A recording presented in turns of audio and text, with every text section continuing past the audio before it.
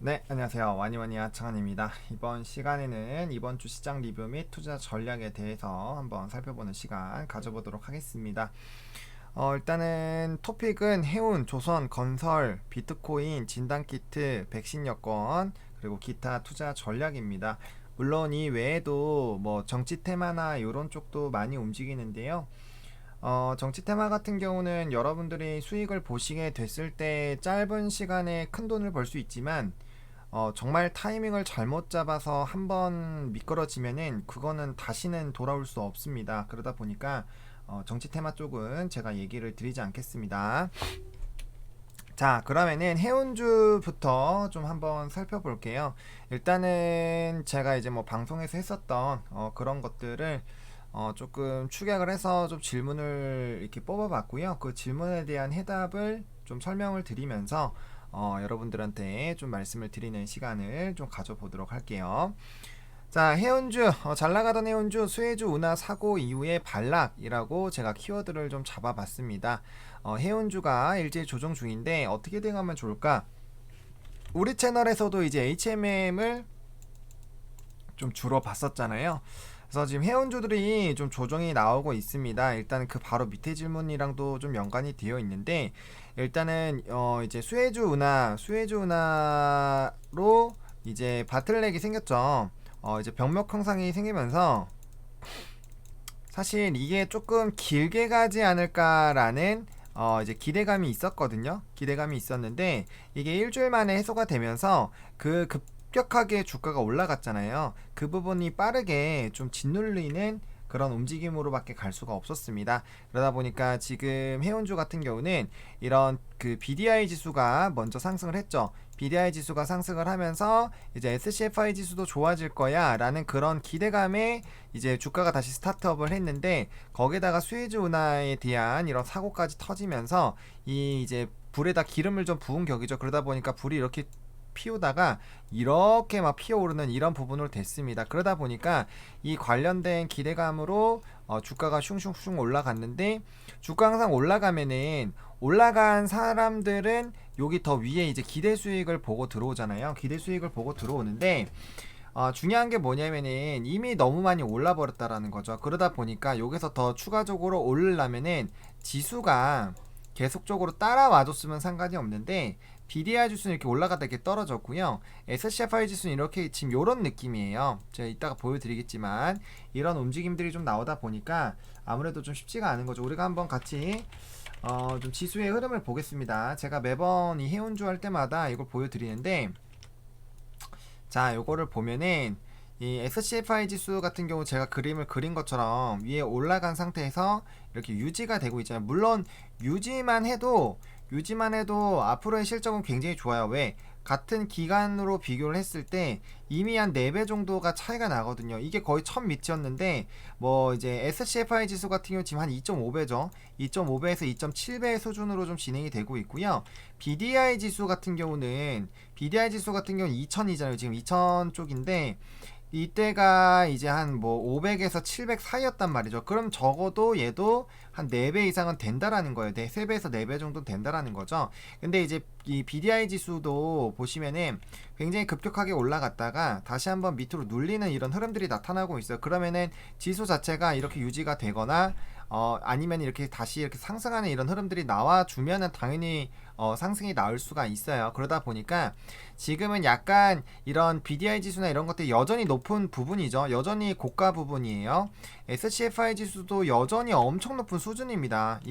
어떻게 보면은 주가가 급등이 나오고 지금 이제 조금 조정이 나왔다고 보시면 될 것 같아요. 그 정도로 사실 좋은 상태가 유지가 되고 있는 상황이다 보니까 이 상황이 유지만 되면은 HMM이나 이런 이 대한 해운 요런 종목군들의 움직임들은 뭐 어차피 다 같이 가니까 페노션도 마찬가지고요.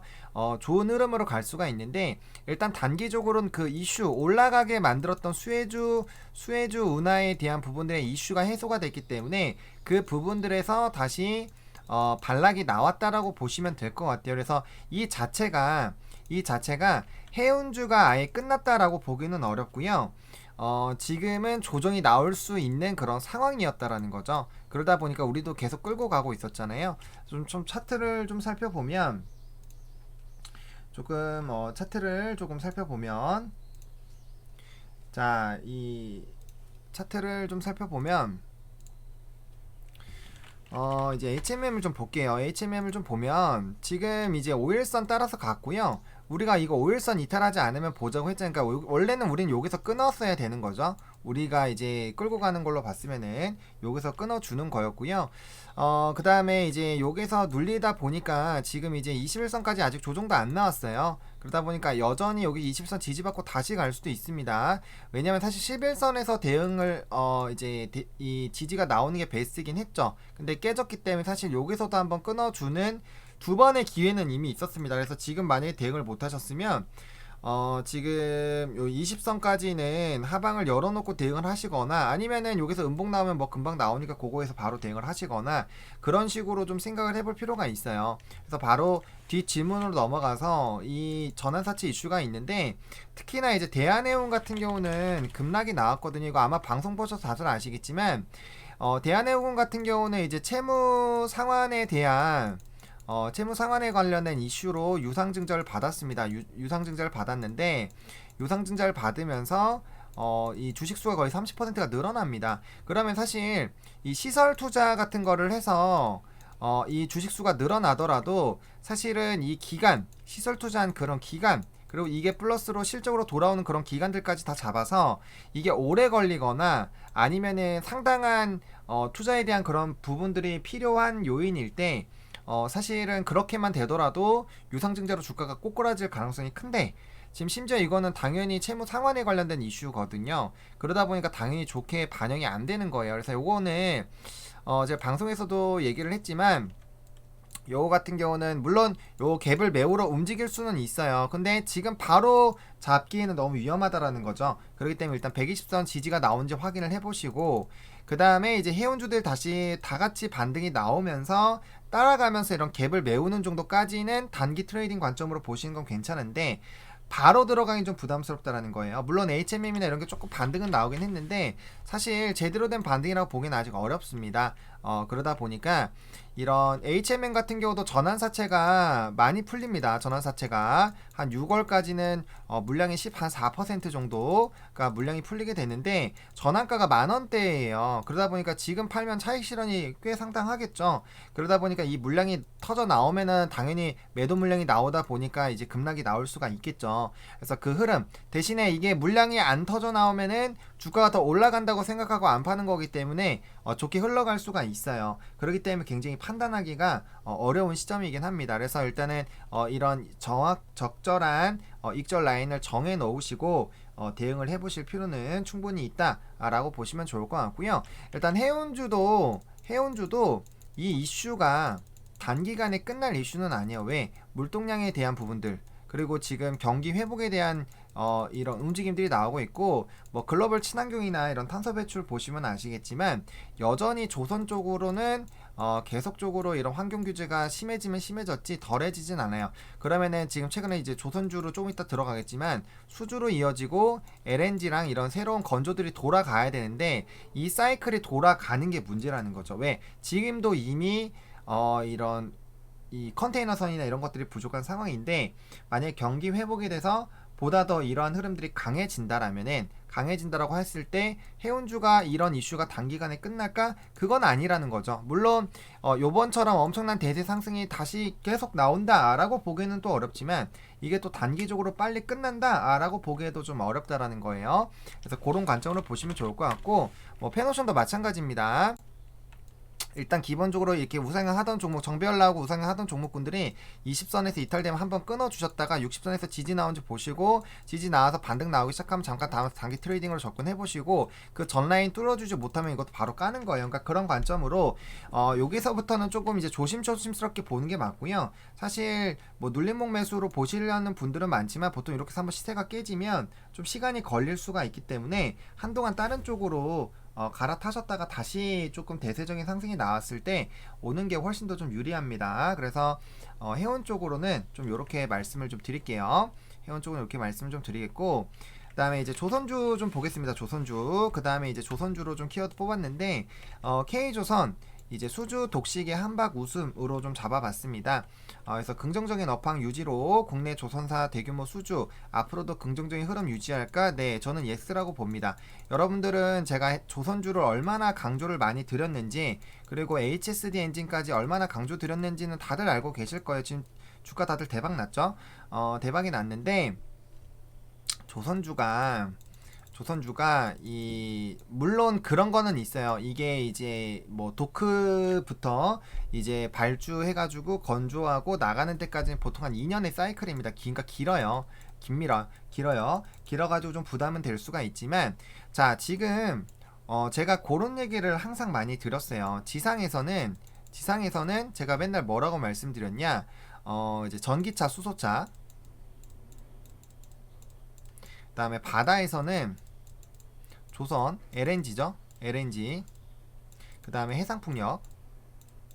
그 다음에 이제 뭐 탄소 배출권이라든지 이런 것들 해가지고 제가 친환경 쪽으로 계속 강조 드렸던 거를 아마 계속적으로 알고 계실 거예요. 그러다 보니까 이 조선사 같은 경우는 뭐 카타르 대박 소주도 있고, 그 다음에 이제 컨테이너선에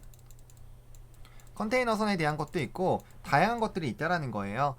그리고 이제 이 컨테이너선 같은 경우는 이제 해운 쪽으로 또 좀 긍정적인 영향이 계속 오는 거고, 일단 뭐 모잠비크라든지 뭐 여전히 대규모 수주들 노후선박에서도 나올 수가 있고, 다양합니다. 그리고 스크러버 타랑 장치를 했었던 것들도 결국엔 버티기가 들어가는 거고요. 앞으로 규제가 더 심해지면은 이런 친환경선 있잖아요. 친환경선 요즘에 새롭게 나오는 것들이 많은데 그런 부분들 좀 보시면 좋을 것 같고, 뭐 한조회 같은 경우 35% 수주 잔량에, 그 다음에 이제 뭐 삼성중공업 65% 정도 벌써 목표치를 달성을 했죠. 그러다 보니까 물론 이 부분들이 다시 돌아오는 데는 분명 시간이 걸리겠지만, 지금 전 세계적인 이런 친환경적인 움직임들을 본다라고 했을 때 이런 흐름들로 봤을 때 조선사들의 긍정적인 업황은 유지가 될 확률이 굉장히 높다라는 거죠.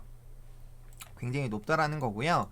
여러분들도 한번 생각을 해보시면 좋을 것 같아요. 우리나라가 특히나 LNG선이나 이런 고급선에 대해서는 수주를 거의 싹쓸이 하고 있습니다. 싹쓸이. 그 이유가 이제 우리가 중국 쪽에 밀렸던 거는 가격 경쟁력이었죠. 가격 경쟁력이었는데 지금 가격으로 쇼부 볼 타이밍이 아니에요. 그리고 일본 쪽도 지금 조선업이 많이 죽었어요. 그러다 보니까 양옆에서 우리나라를 괴롭히던 조선업들이 좀 많이 좋아지게 됐고, 그러다 보니까 이제 대세적인 흐름들이 좀 오고 있는 상황입니다. 아무래도 이 산업 자체가 보통 긴 호흡으로 좀 가는 그런 산업이고요. 그다음 최근에 이제 경기 민감주들이 굉장히 좀 흐름들이 좋았죠. 경기 회복에 따른 기대감들이 있는 또 종목이다 보니까 그런 관점으로 봤을 때 우리가 이거를 단기적으로만 보기에는 좀 그렇다. 다만 물론 그런 거는 있어요. 이제 최근에 한국조선해양이라든지 뭐 보시면 차트 움직임들 보면은 우리가 이제 한번 정리하고 다시 한번 잡아나가면서 우리가 또 얘기를 했었잖아요. 그런 관점에서 전라인을 한번 다시 돌파를 해줬기 때문에 삼성중공업도 마찬가지예요. 전라인 부분을 돌파를 해줬기 때문에 보통 전라인을 뚫어줬을 때 한 번 정도 지금 좀 시세가 나온다라는 거죠.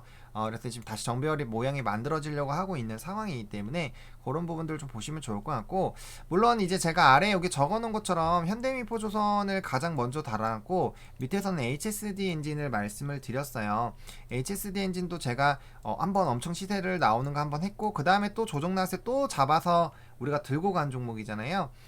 이게 두 번 대박 난 건데, 일단은 뭐 먼저 설명을 드릴게. 왜 현대미포조선을 먼저 보시냐? 이건 중소형선입니다. 중소형선. 그러면은 뭐가 중요하느냐? 제가 아까 사업 그 기간이 길다고 말씀을 드렸어요. 2년입니다. 물론 짧으면 짧고 길면 긴 건데 2년 동안 진행이 된다는 거, 결국에는 돈으로 돌아와서 실적에 제대로 찍힐 때까지가 그 정도 시간이 걸리는데, 현대미포조선 같은 경우 중소형선이라는 말이죠. 그러면은 당연히 대형 선박보다 사이클이 빠르다라는 거죠. 현금화가 빨리가 된다라는 거죠. 그래서 그런 부분에서 좀 유리하다라고 보실 수가 있고요.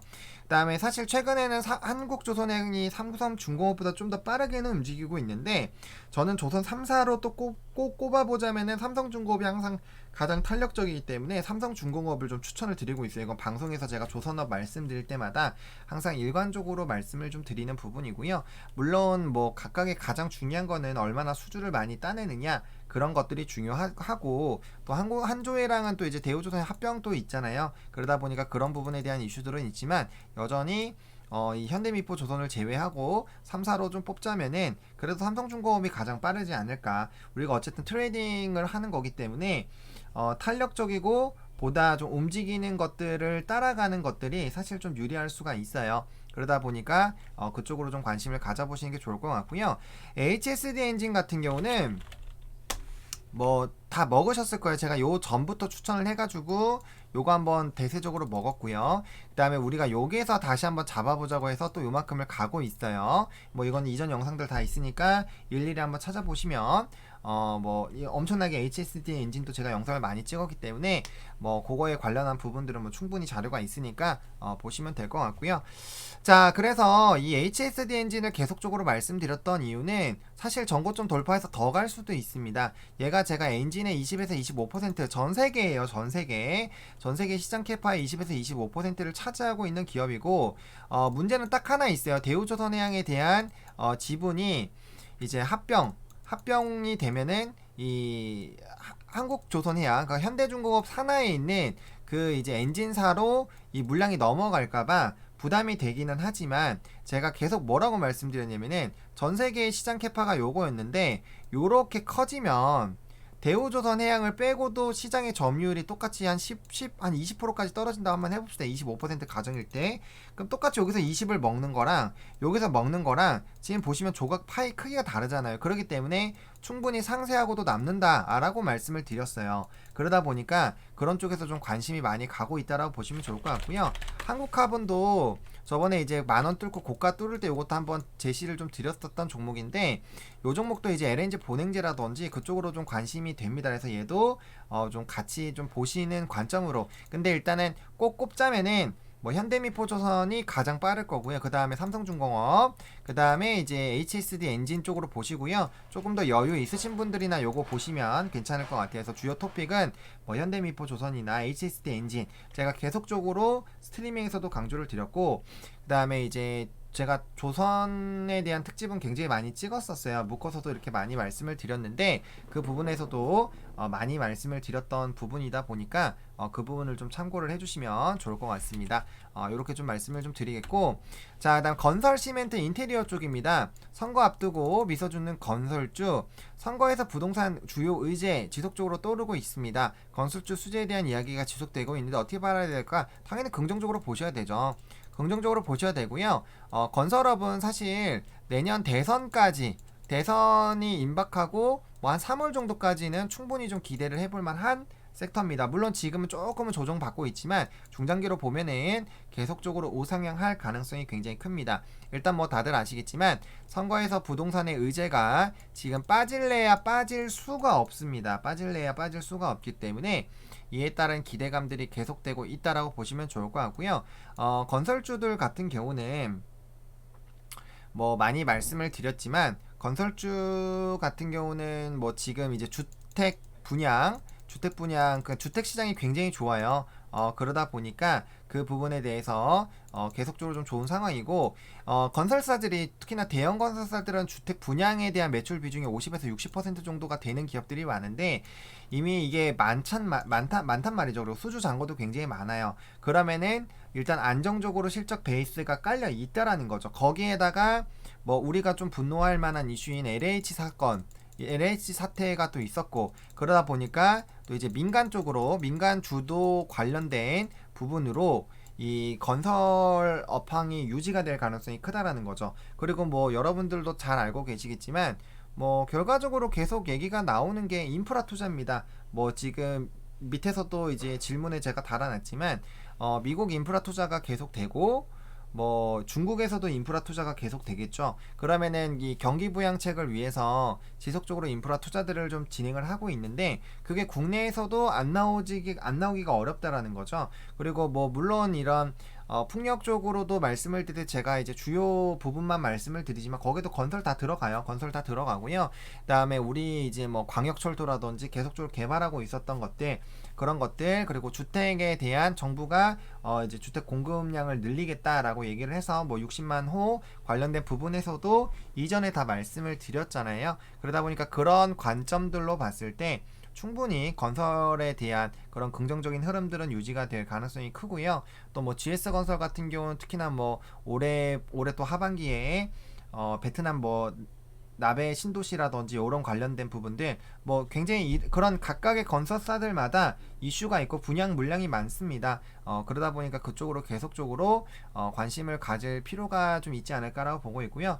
보통 이 경기 회복들이 좀 될 때는 건설업들이 호황이었던 그런 흐름들이 굉장히 많기 때문에 그 부분을 계속적으로 관심을 가지고 가실 필요가 있고요. 일단 바이든 인프라 투자도 당연히 일단은 지금 이제 뭐 최근에 기사들이나 이제 방송을 좀 보시면 건설보다는 오히려 이제 기술주 쪽에 조금 더 관심을 갖는 게 좋다 이런 얘기들이 많이 있지만 건설업이 호재를 못 받을래야 못 받을 수가 없습니다. 그러다 보니까 계속적으로 이런 부양책들은 좀 관심을 가져보시면 좋을 것 같고 건설주 같은 경우는 제가 이제 GS건설 그 다음에 현대건설 그 다음에 HDC HDC 현대산업개발을 말씀을 드렸습니다. 이게 대형주 위주로 말씀을 드렸고 제가 이제 중소형 쪽으로는 이제 기대 수익률 좀 크게 하고 싶으시고 회전을 빠르게 하고 싶으시면은 제가 이런 중소형 건설 쪽으로 하라고 계속적으로 좀 말씀을 좀 드렸어요. 선택을 하시면 될 것 같고 시멘트 같은 경우는 시멘트는 이제 고려 시멘트를 말씀을 드렸죠. 고려 시멘트를 말씀을 좀 드렸었고 단타로 충분히 좀 트레이딩을 해볼 수 있었을 겁니다. 제가 짧게 끊어가라고 했기 때문에 그렇게 보시면 될 것 같고 또 아시아 시멘트 이런 것들 같이 보시면 좋아요. 시멘트 쪽은 제가 기사도 보여드렸지만 일단 시멘트 공급 부족이 심화가 되고 있습니다. 그러다 보니까 그 관련된 부분들이 좀 있다라고 보시면 좋을 것 같고 일단 인테리어에서는 하츠 말씀드렸는데 이미 하츠 한번 날라갔죠. 하츠 말씀을 드렸고 뭐 현대 리바트나 이런 것들도 좀 같이 보시면은 괜찮다라는 그런 관점으로 말씀을 드릴게요. 어쨌든 얘네들은 단기적으로도 가능하고 중장기적으로도 가능하고 앞으로 아마 증권 방송들에서도 지속적으로 건설업이나 이런 시멘트, 레미콘, 뭐 인테리어 이렇게 따라오는 쪽은 계속적으로 좀 얘기가 나올 겁니다. 그리고 이런 건설 쪽이 잘 되면 자연스럽게 뭐 철강이라든지 이런 쪽이 잘 갈 거기 때문에 그런 것들도 좀 생각을 해보시면 같이 좋을 것 같고요. 그러니까 이 산업들을 연계해서 보는 것이 굉장히 중요합니다. 그래서 뭐 이쪽 관련된 부분들은 앞으로 계속 말씀을 드릴 거고요. 저는 일단은 단기적인 관점으로 말씀을 드렸기 때문에 단기적으로 좀 보시면 좋을 것 같고 좀 중요 이평선이 이탈이 됐을 때 접근은 잠깐 좀 기다리셨다가 뭐 눌림목이 나오는데 괜히 눌리고 있는데 우리가 잡을 필요는 없습니다. 그래서 하루하루 짧게 끊어주시는 관점으로 보시는 게 좋아요. 지금 시장은 짧게 끊어가는 게 가장 좋습니다. 왜? 이슈가 뭐 좀 이따 투자 전략에서 이건 말씀을 드릴게요. 자, 그리고 비트코인 관련된 종목입니다. 비트코인 관련된 종목도 제가 한 두어 달 전부터 계속적으로 말씀을 드렸습니다. 이쪽도 뭐 계속 투자하셨으면은 뭐 수익을 엄청나게 많이 보셨을 건데 하고 계셨을지는 잘 모르겠어요. 근데 제가 계속 비트코인 그리고 뭐 이제 디지털 화폐 이쪽 관련된 종목군들 뭐 다들 기억나실 거예요. 뭐 한네트, 뭐 KCT, KCS, 뭐 우리기술투자, 비덴트, 뭐 위지트 이런 종목군들은 제가 계속적으로 말씀을 드렸었던 종목군들입니다. 비트코인이 또 주말 사이에 7,500만 원이 돌파가 됐습니다. 저번 주까지만 해도 7,200만이었고요. 요번 주 목요일 요때까지만 해도 7,200만이었고 금요일이 7,300만, 오늘 오전이 일요일 오전이 7,500만까지 갔습니다. 물론 다시 좀 조정이 나왔지만 어쨌든 사상 최고치가 경신이 되고 있어요. 비트코인이 왜 자꾸 사상 최고가를 기록을 하느냐? 요건 다양한 이슈가 있습니다. 일단 첫 번째, 이제 비트코인 관련된 종목군들이 상장이 많이 되고 있어요. 뭐 일단 두나무 상장이라든지 이런 상장 이슈가 이 두나무 말고도 또 있고요. 그 다음에 이제 뭐 비자에서도 코인 그 결제 관련된 부분에 이슈가 있고 또 이제 페이팔에서도 또 그 비트코인 관련된 또 이슈가 있었습니다. 뭐 일론 머스크도 또 이제 관련된 또 트윗을 해서 관련된 도치코인도 한 번 또 날라갔었죠. 그러니까 그런 이슈들이 계속 나오고 있고요. 그러니까 지금 제도화가 계속되고 있다라는 거예요. 그리고 뭐 비트코인, 뭐 물론 모든 코인이 다 그런 건 아니지만 비트코인 자체는 일단은 디지털 금으로 좀 불려지고 있고요. 그 다음에 이런 부양책을 많이 하게 됐을 때 결국에 시장에 돈이 많이 풀린단 말이죠. 시장에 돈이 많이 풀리는데 돈이 많이 풀리게 됐을 때 결과적으로 화폐 가치는 하락하게 됩니다. 화폐 가치가 하락하게 되면 결과적으로는 돈을 가지고 있는 사람들은 좀 멘탈이 나가겠죠. 그런 관점에서 그럼 화폐 기준 통화 달러나 이런 부분에서도 사실 많이 대응이 되고 있는 상황이고, 그렇죠? 중국 쪽에서도 달러의 이런 기준 통화를 기준 화폐를 바꾸기 위해서 노력을 하고 있는 상황이고, 그러니까 그런 화폐적인 부분에서도 굉장히 많은 이슈들이 되고 있습니다. 뭐 특히나 뭐 쉽게 말하자면은 뭐 2, 3년 전의 집값과 지금과 비교했을 때 화폐의 가치, 그리고 2, 3년 전의 과자값과 현재의 과자값을 비교했을 때 그런 가치들을 보면은 화폐 가치는 계속적으로 떨어지고 있다라는 거죠. 그런 관점으로 봤을 때 그렇다고 우리가 화폐 가치를 스스로 올릴 수는 없잖아요. 그건 정부 주도나 이런 부분에서 영향이 있는 거다 보니까, 그렇기 때문에 새로운 화폐로 떠오르고 있는 쪽으로 관심이 갈 수밖에 없는 거고요. 그렇기 때문에 다들 거기에 많이 투자를 하게 되는 거죠. 이런 투자에 대한 광풍 역시도 비트코인이 상승하게 되는 그런 요인 중에 하나이지 않을까라고 생각이 듭니다.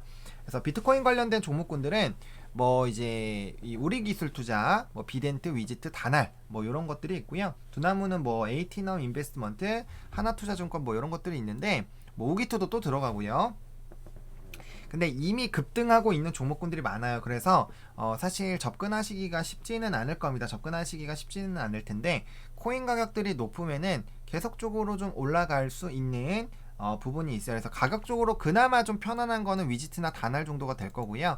특히나 위지트는 이제 후발로 또 시작을 하고 있기 때문에 그렇고, 그다음에 이제 좀 비덴트가 사실 좀 대장 역할을 해서 위지트, 뭐 우기투는 예전부터 계속적으로 나오던 친구들이라 사실은 조금 돌아가면서 좀 자리를 잘 잡으셔야 될 것 같아요. 제가 일정 시점에서 딱 말할 수 있지가 않습니다. 급등락이 심하기 때문에 오늘 얘기해도 바로 오늘 팔아야 될 수도 있고 하기 때문에, 이건 단타를 좀 잘 해보시는 분들이 좀 관심을 가져보시면 좋을 것 같고요. 제가 이거는 이 가격대에 오기 전부터 계속적으로 이거는 단타를 치면 좋다, 재미를 많이 볼 수 있다 라고 계속 강조를 드렸던 부분이다 보니까 아마 많이 알고 계실 거고, 두나무 관련된 종목군들 특히나 에이티넘 인베스트먼트가 2연상을 또 갔어요. 지금 차트 켜보시면은 뭐 보시면은 어마어마하게 계속 올라가고 있죠. 에이티넘 인베스트먼트 계속적으로 올라가고 있죠. 그러니까 이러다 보니까 이격이 많이 벌어지고 이러면 사실 좀 들어가기가 쉽지는 않죠.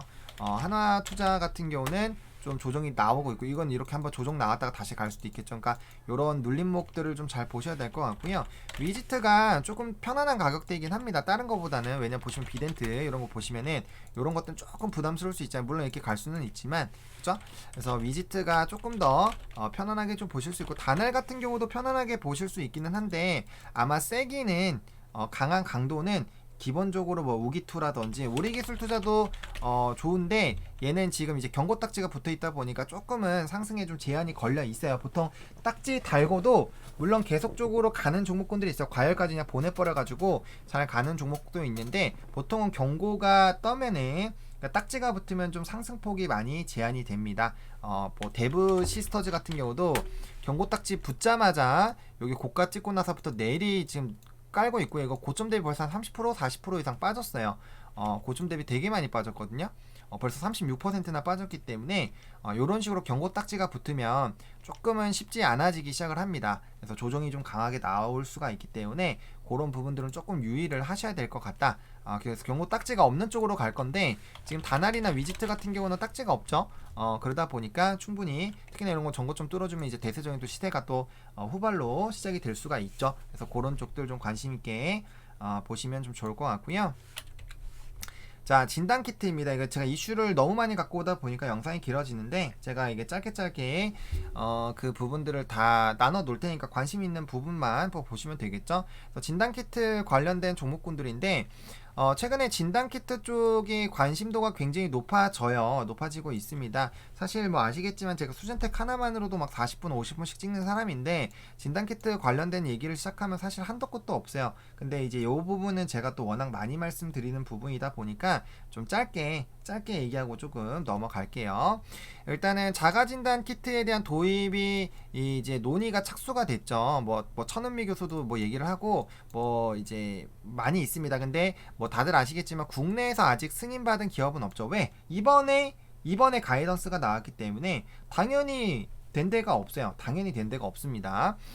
그렇기 때문에 근데 이제 이 관련된 이슈가 나오다 보니까 그러면은 제가 계속적으로 강조드렸던 정상인 시장이 다시 열릴 수도 있겠구나 라는 식으로 넘어가게 된다면 지금은 확진자 위주의 시장이었더라면은 이제 다시 만약에 정상인 시장으로 넘어오면은 진단키트 시장은 정말 몇 배수 이상 커질 수가 있거든요. 그러면 실적이 엄청나게 좋아지겠죠. 그리고 제가 계속 강조드렸던 거는 전염병입니다.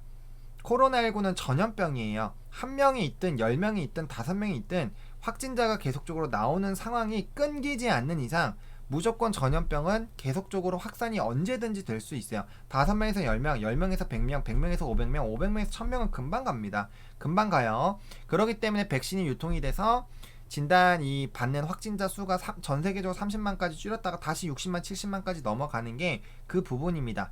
확실하게 다 잡아 나가지 않으면은 어려워요. 그러면 그만큼 이제 정상인 시대를 좀 체크해야 되고요. 그다음에 자가 진단이 돼서 하게 되면은 지금 뭐 기사에서는 2, 3일에 한 번씩이라고 나오는데 그럼 사용량이 엄청나게 급증이 되겠죠. 사용량이 엄청 급등이 되면은 자연스럽게 관련된 종목군들은 좋을 수밖에 없습니다.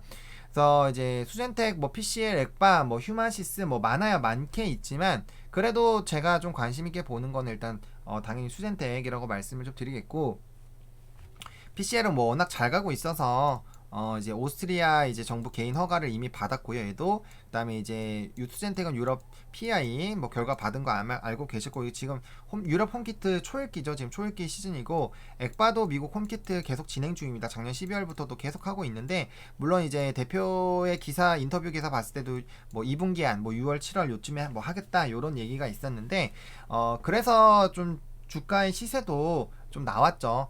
뭐 좀 7%대로 좀 많이 눌리긴 했지만 어쨌든 시세들이 좀 나오고 있기 때문에 이런 이 키트 관련된 종목군들 이거 외에도 키트에 관심이 돌아오면은 키트주들은 실적은 일단 좋아요. 실적 시즌이기 때문에 이런 실적에 대한 부분들 그리고 요런 게 유지가 될 수 있는 자가진단 시장이 열려버리면은 다시 한번 주가는 레벨업이 될 다시 예전 가격대로 돌아갈 가능성을 배제를 할 수는 없습니다. 그래서 그런 관점으로 진단키트 계속 좀 보시면 좋을 것 같고 어차피 저희 채널에서는 진단키트를 많이 다루기 때문에 여기에서 좀 길게 얘기는 하지 않겠습니다. 영상이 그럼 뭐 한 두어 시간 될 수도 있기 때문에 그럼 지겨워서 못 들어요. 그쵸? 그렇기 때문에 요거는 어차피 뭐 저희가 거의 매일 다루는 주제이다 보니까 요 정도까지만 좀 말씀을 좀 드리겠고 다음 백신 여권에 대한 얘기도 계속 나오고 있습니다.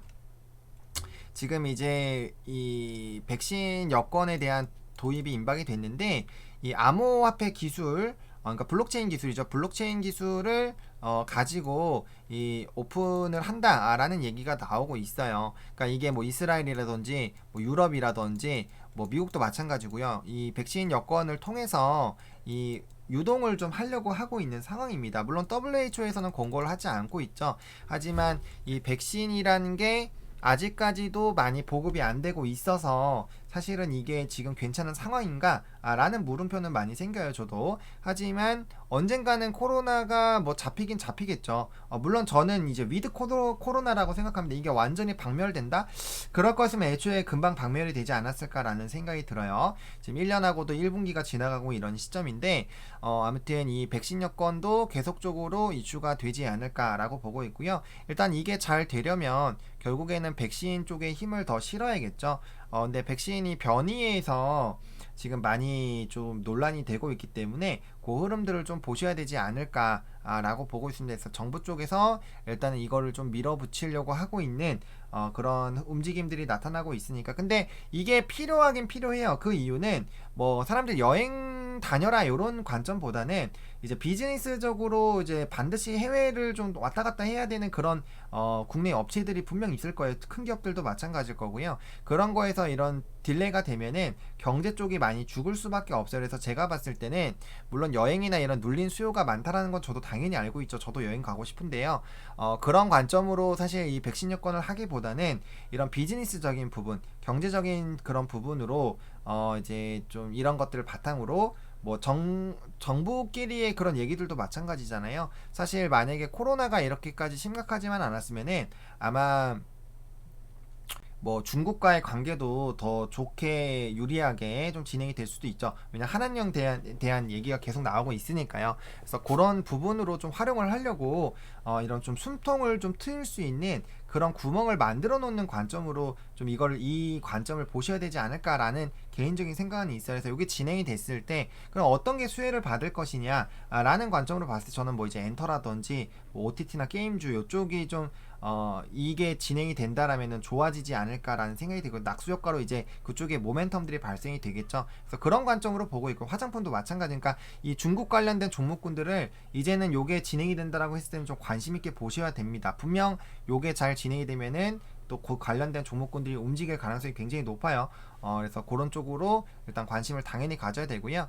일단은 관련된 종목은 라운시큐어, 뭐 케어랩스, 뭐 이제 보안주들, 뭐 드림 시큐리티도 좀 움직였고, 뭐 아이크래프트 이런 애들이 좀 움직이고 있는데, 뭐 제가 각각의 밑에 내용들은 좀 적어놨으니까 좀 보시면 좋을 것 같고, 이런 라운시큐어나 이런 애들은 이미 급등이 나오고 있어요. 그래서 급등주 패턴이 나오고 있기 때문에 뭐 좀 잘 대응을 해야 되고요. 드림 시큐리티도 뭐 조금 같이 움직였고. 그다음에 뭐 이제 케어랩스도 뭐 조금 오히려 라운시큐어가 좀 더 셌죠. SKT에 관련한 그런 부분인데 아직 그 확실한 그거는 아니어서 근데 뭐 가능성은 굉장히 높죠. 근데 아직은 뭐 SK에서 제가 적어놨지만 그 부분에 대해서 뭐 이제 정확하게 받았다 라고 한 거는 없기 때문에 뭐 이런 종목군들 우상향하고 있고 이건 이격 조심해야겠죠. 요거 한방 조심해야겠죠. 이렇게 이격이 많이 벌어져 있을 때 조심해야 된다. 이격이 많이 벌어져 있을 때 이런 식으로 그래서 그런 것만 좀 조심을 해보시면은 충분히 이것도 이슈가 되기 때문에 시끄럽게 움직일 가능성이 좀 큽니다. 그래서 대응은 당연히 데일리로 짧게 끊으시는 게 좋아요. 물론 상한가를 따라서 들어가서 먹으시면 좋겠지만 한번 호되게 물리면 굉장히 고통스럽기 때문에 수익은 항상 짧게 끊어주는 관점으로 접근을 해보시면 좋을 것 같아요. 그래서 그 관련된 부분으로 좀 찾아보면 내용 많으니까요. 근데 어쨌든 이런 것들이 좀 움직였고, 요거 이제 그 위로 갈수록 그 기간이 오래됐고, 제가 뒤로 얘기한 거일수록 단기간에 발생된 거니까 그러니까 이 진단 키트나 백신 여권 같은 목금 물론 그 이전에도 이슈가 되다가 다시 한번 부각이 된 거죠. 그래서 그런 관점으로 보시면 될 것 같아요. 이슈의 흐름에 따라서 제가 요거를 좀 정리를 했습니다. 물론 이 외에도 더 많아요. 더 많지만 제가 모든 테마를 다 할 수가 없잖아요. 왜? 요즘에 너무 많이 테마가 움직이기 때문에 그래서 그런 관점으로 보시면 될 것 같아요. 그래서 다음 주 관심 및 매매 전략인데 이제는 반도체 쪽을 조금 관심 있고 담으셔야 됩니다. 제가 이미 삼성전자는 조금 보자라고 말씀을 드렸고 물론 계속 올라갈 수도 있지만 실적 발표 이후로 보시는 게 제일 좋아요. 그 다음에 그래서 그렇게 올라가면 또 상대적 박탈감을 느낄 수 있으니까 제가 이제 한미반도체라는 종목을 말씀을 드렸죠. 그 월요일날 말씀을 드렸고 그때부터도 벌써 한 10몇 프로가 올랐어요. 한미반도체 보시면 월요일날 제가 말씀을 드렸고 지금 보시면은 뭐 이렇게 많이 올라갔죠. 지금 6% 올라가고 요날도 뭐 이렇게 보시면은 이게 얼마 안 돼 보이지만 합하면 한 10% 정도는 올라가 있습니다. 그래서 이런 식으로 이제 전고점 돌파 계속 올라간다고 저는 생각합니다. 물론 당연히 조중에 당연히 이 물결은 나오겠죠. 그래서 그런 관점으로 보시면 될 것 같고 그다음에 이제 같이 말씀드렸던 게 10세 미디어라는 종목이죠. 얘도 이제 다시 60선 반등 나오려고 하고 있기 때문에 같이 관심을 가져보시면 좋을 것 같고 반도체 쪽이 좋으면 자연스럽게 좋아질 수밖에 없는 종목이라고 제가 연우 그다음에 연우도 계속적으로 강조 드렸던 종목이고 그 다음에 이제 뭐 칩셋 미디어 뭐 위직은 뭐 제가 진짜 입이 닳도록 얘기했기 때문에 아마 알고 계실 거니까 요런 느낌으로 말씀을 드리고 있는 종목군들이다 보니까 그래서 보시면 될 것 같고 실적 관련주로 관심은 가지시는데 실적주를 보실 때 중요한 게 뭐냐면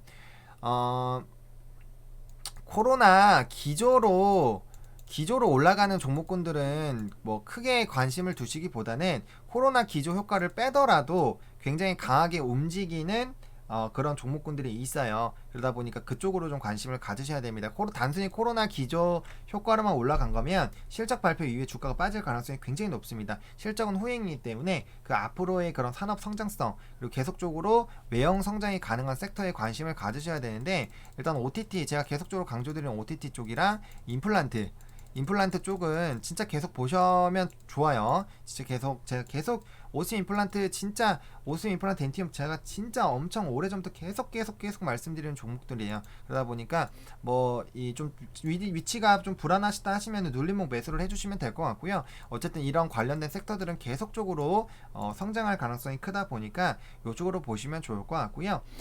이번 주도 마찬가지입니다. 저는 앞으로 지수가 우상향할 거라고 생각을 하고 있어요. 약간의 이런 박스권 흐름을 하고 있지만 실적 발표가 나오고 반도체가 이제 빅사이클이 오면서 이쪽으로 이제 시세가 붙기 시작을 하면은 지수는 분명 상승할 거라고 생각을 합니다. 왜? 반친인 제가 계속 강조드렸던 이 섹터들이 강하기 때문에 지수들은 계속적으로 상승할 것이라는 거에는 의심이 없어요. 그러다 보니까 그런 빠른 순환매, 박스권 흐름이 있기 때문에 지금 테마를 위에서 정리를 해드렸지만 너무나도 많은 테마들이 있었다라는 거죠.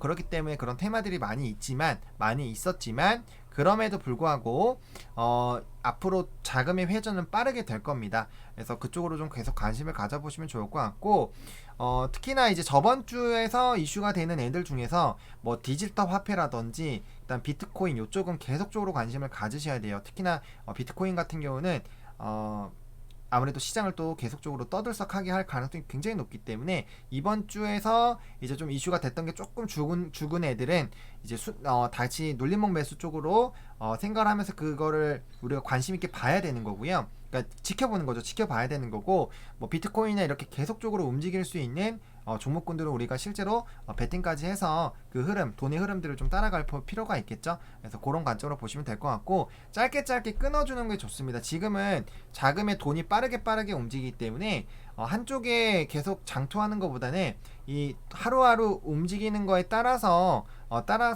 그 흐름들, 그게 보통 하루 이틀은 가요. 그러다 보니까 거기에 이제 들어가서 그 돈의 흐름들, 돈의 물줄기에 계속적으로 이게 돛담배 타듯이 계속 이게 타가지고 끌고 가는 게 훨씬 더 유리하다. 라고 말씀을 드릴게요. 왜냐면은 시장이 지금 박스권을 하고 있고 방향성을 잡았을 때 그럴 때 이제 주도도 다시 들어가서 이제 계속적으로 기다리시면 될 것 같고요. 그게 아니면은 좀 짧게 자금의 회전 쪽으로 조금 더 포커스를 둔 투자 전략이 훨씬 더 유리하지 않을까라고 말씀을 좀 드리도록 하겠습니다.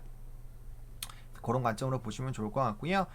요렇게 요번 주 그리고 다음 주 관심주 뭐 OTT 임플란트, 그다음 비트코인 요런 애들 뭐 계속적으로 떠들썩하게 움직이고 있는 애들 있잖아요. 뭐 반도체나 뭐 친환경 요런 쪽도 계속적으로 이제 자동차 쪽 지금 움직이고 있기 때문에 그런 쪽 관심은 당연히 가지셔야 되고, 제가 요번 주 월요일부터 이제 반도체나 이런 쪽 관심을 가져야 된다라고 제가 계속 말씀을 드렸죠. 그러니까 그런 쪽이다 보니까 이런 쪽으로 다음 주에 시장이 편성이 될 가능성이 굉장히 높습니다. 그래서 그 부분 좀 체크를 해보실 필요가 좀 있겠고요.